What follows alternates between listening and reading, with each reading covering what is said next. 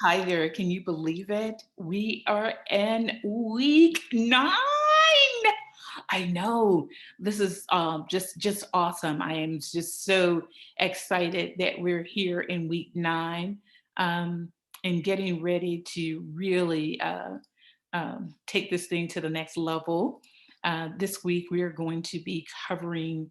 Let's see. I think it's week. We're going to cover uh, chapters um, 17 and 18 this week. And we're going to talk about negotiations, managing negotiation impasses, and that's chapter 17. So let's see here. I'm going to share my screen with you as normal, as usual. So, chapter 17, sharing as we go through and share on negotiations. Let's go to the slideshow. All right. Negotiations. Wow. Chapter 17, managing negotiation impasses. So, the nature of the impasse. Impasse is a state of conflict with no quick or easy resolve. Impasse is not necessarily bad or destructive, although it can be. Impasse does not have to be permanent, and impasse can be tactical or genuine. Impasse can be practical. Impasse perceptions can differ from reality. And intransigence is a party's unwillingness to move to any fallback position, although a position through concession or compromise. What causes impasses and intractable conflicts vary along 4 dimensions: this divisiveness, intensity, pervasiveness, and complexity.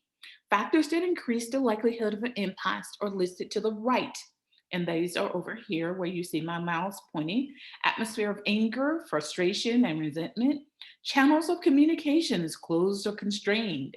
Communication is used to criticize or blame, and original issues are blurred.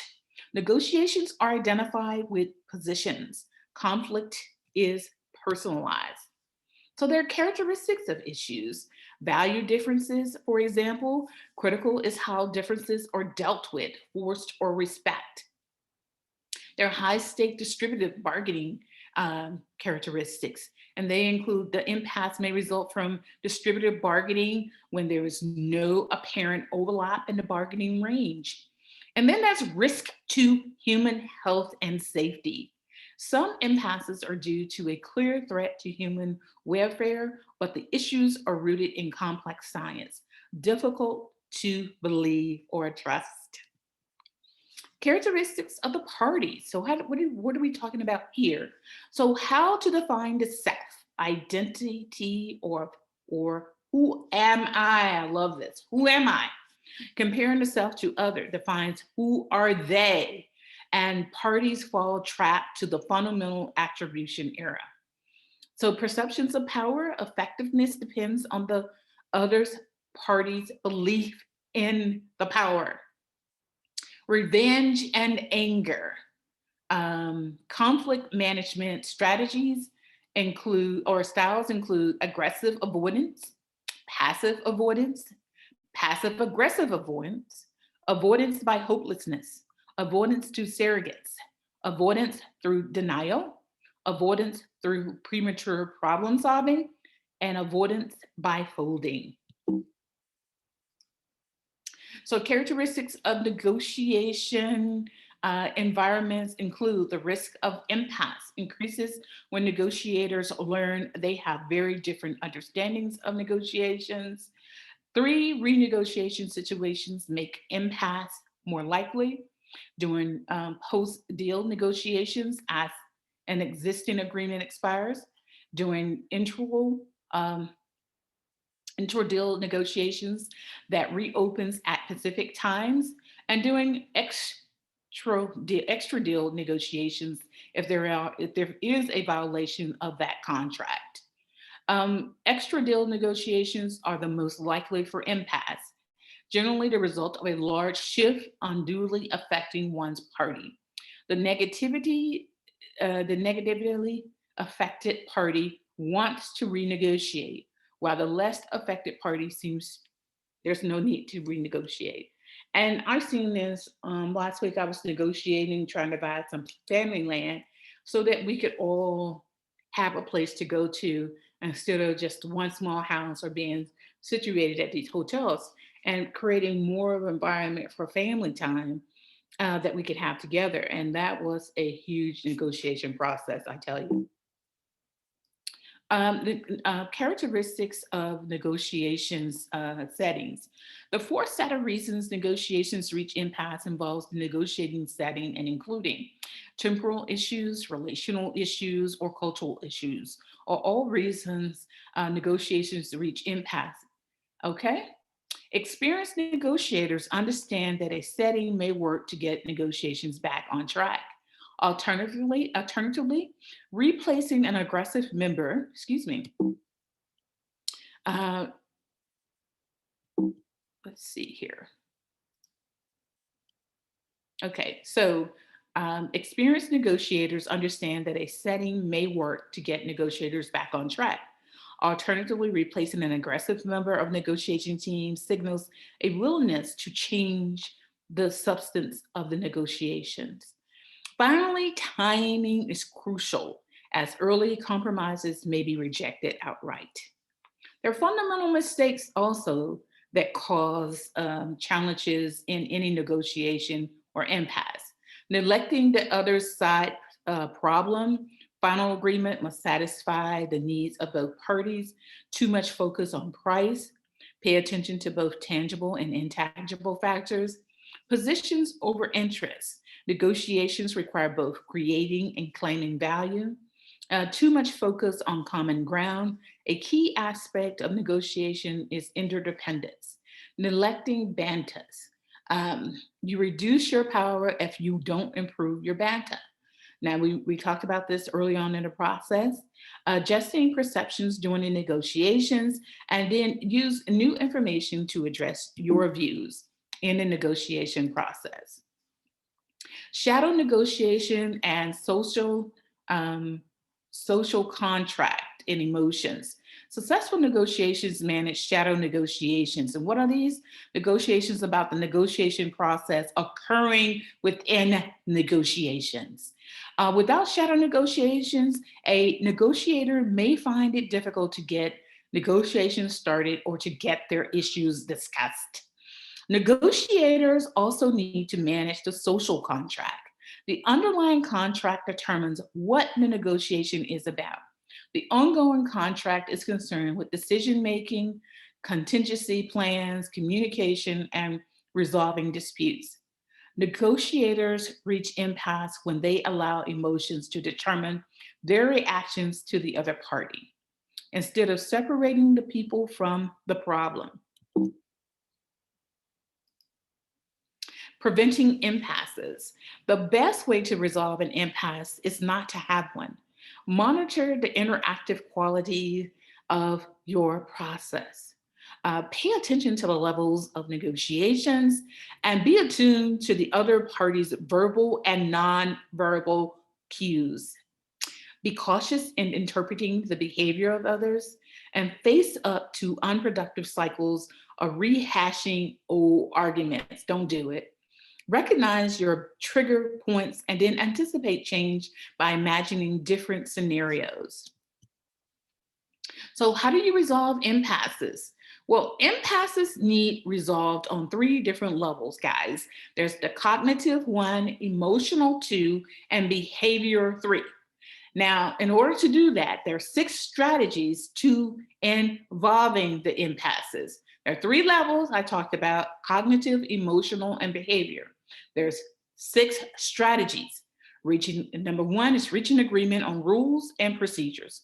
Number two, reducing tension and synchronizing the de-escalation of hostility. Number three, improving accuracy of communication. Number four, controlling the number and sizes of issues in the discussion. Number five, establishing common ground as a bias for agreement. And number six, enhancing the desirability of the options and alternatives presented.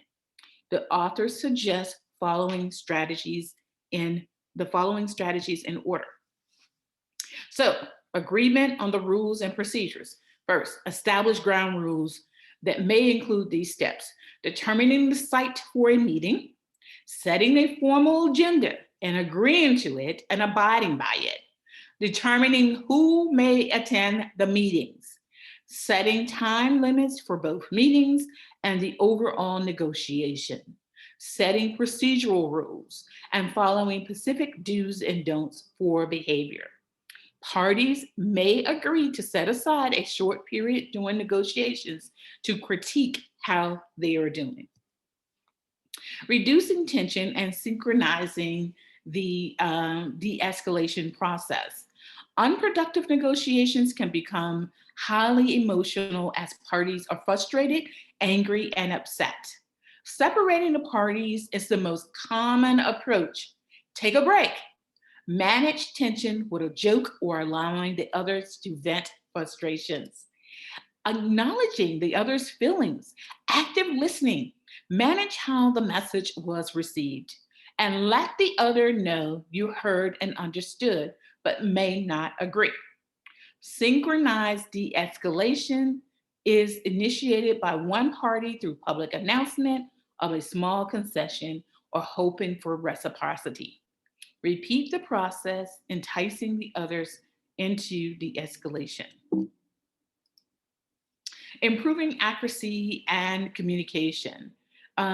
During impasses, listening is so poor, the parties are unaware of what they have in common. Blindness of involvement.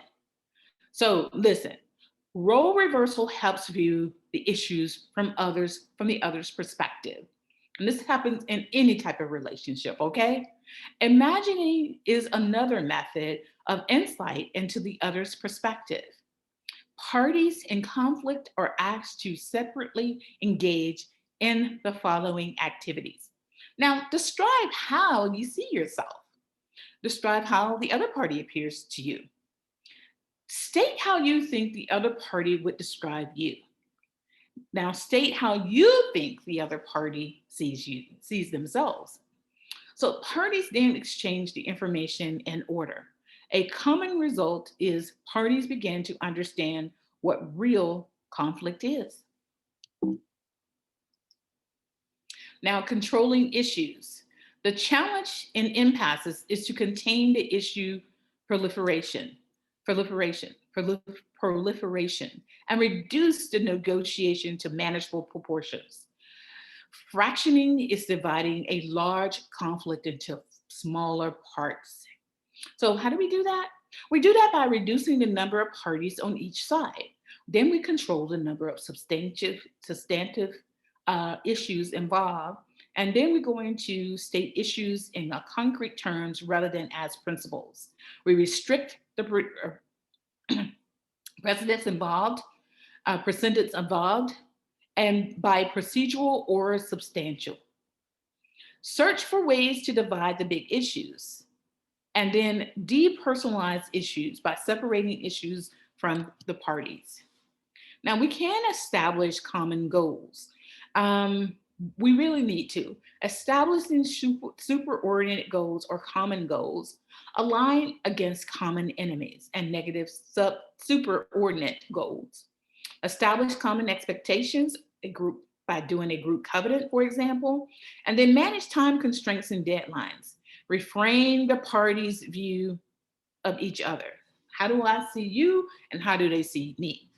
Or how do each see each other? Build trust. And this is based on knowledge of the other's need.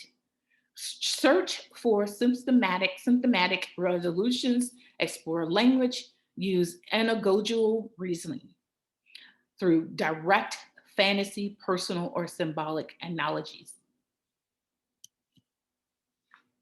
So inherit the desirabilities of options which are to the other parties, given to the other parties. So you do that by giving the other parties a yesable proposal. Success requires negotiators focus on what the others want or would agree to rather than their own goals and needs. Ask for a different decision. Inventing and refining ways for both parties to succeed greatly enhances the choice of a desirable option. Sweeten the offer rather than intensifying the threat. Make the carrot more attractive rather than enlarging the stick. Use legitimacy or objective criteria to evaluate solutions. And the more the data is open to public verification, the more persuasive the positions will be in achieving settlement. And that's it for chapter 17. So I hope that you gained a lot from these particular chapters, and you are now on to knowing how we can do negotiations when there are impasses associated with with the negotiation process. That's it.